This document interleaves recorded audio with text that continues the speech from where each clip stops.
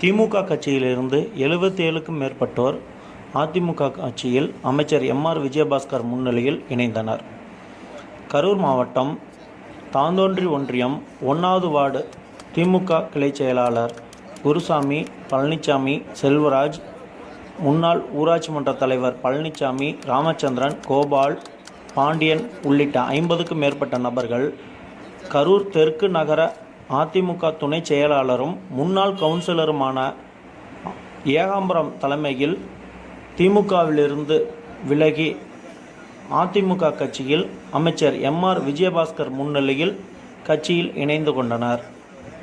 இந்நிகழ்ச்சியில் சுக்காலியூர் சரவணன், சின்னச்சாமி, சேகர் உள்ளிட்ட கழக நிர்வாகிகள் மற்றும் கழக தொண்டர்கள் பலர் உடனிருந்தனர்.